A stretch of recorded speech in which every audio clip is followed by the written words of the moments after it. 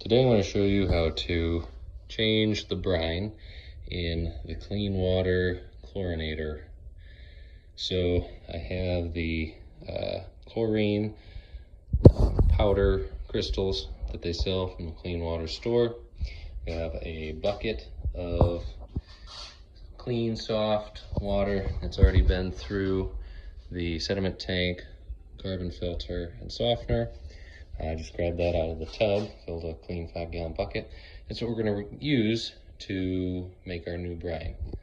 So first thing we want to do is disconnect the power and dump the old brine. Take the cap off by squeezing the 2 tabs, turning that. A little bit of liquid and sediment in the bottom. So what I'm going to do is, without having to disconnect the entire system, I have a bucket here. I'm going to dump the remaining brine. I've unplugged it. Dump the remaining brine out. Mix it up a little bit. And dump it out. Make sure you don't get any on your skin or clothing. It's a very high concentration of chlorine, and it can hurt you. High acid count. Okay, so now once you dump the old stuff, rinse out the reservoir, you can dump in your clean water. Actually, I take that back. You want to dump in your granules. Now, approximately 4 to 5 ounces will do 5 gallons of brine. So I should measure this, but I've done it several times, and so I just, you start off at 8 ounces with a level chlorine across the top. Dump a little. Check it again. Dump a little more. Check it again. And that puts us at about 4 ounces. So it's not an exact science, which this really is science, but that's how I do it. And there weren't a whole lot of videos on how to do it online, so I thought I would make one.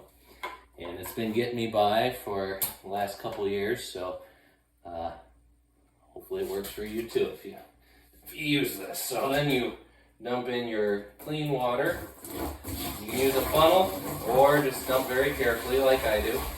As you can see, there's brine in there now. It's all mixed in from pouring the water together in over the top of the dry chlorine. The weight is down there holding you can just see the top of the weight in the water, holding the bottom of the hose down with the filter on it. You can see it. I don't know if you can see it in the side, but it's right about there on the tank. So should get us by for about 3 months, and then I'll make a new brine. Obviously, after you do this, you want to put the lid back on and reconnect the power. That once you plug your system back in, you're going to have to reprime this pump. And so to do that, you go to the front here. So there's the auto button, the motor button, set on-off button. You're going to push the on-off button. You're going to hold the set and on-off button for a few seconds until the auto button turns off.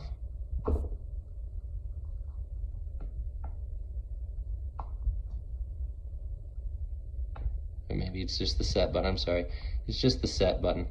And then if you click the on-off button, the pump will turn on, and then you loosen up this set valve, which runs directly back into the tank right there.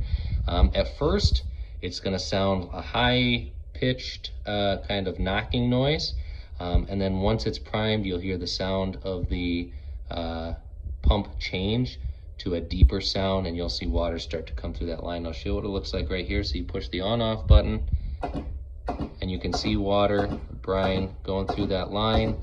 You can see it squirting out at the bottom. So our pump is primed. Close this kicker port valve for repriming. We want this auto button to come back on, so we press and hold that. So both lights are on, and then hit the on off button, and now it's set to just auto. So I have it set to run 2 pumps for every gallon of water that goes through the system. It automatically does it. But that's how you reprime the pump. When you're all done, make sure you put the cap back on, close the protective cap on the pump. Make sure that you have this kicker port valve closed for repriming the pump so that it's going right into your water system, and you should be good to go. Obviously you can do larger batches of this. I just do a smaller batch, so that way I make sure that the chlorine doesn't lose its potency. You want to make sure that you're changing your chlorine brine. Don't let it go probably more than 6 months. After that, you might want to change it because it starts to lose its potency. Keep it in a dark area out of sunlight, because that'll shorten the life of your brine, make it lose its potency faster. But hope this was helpful. If you enjoyed it, like and subscribe.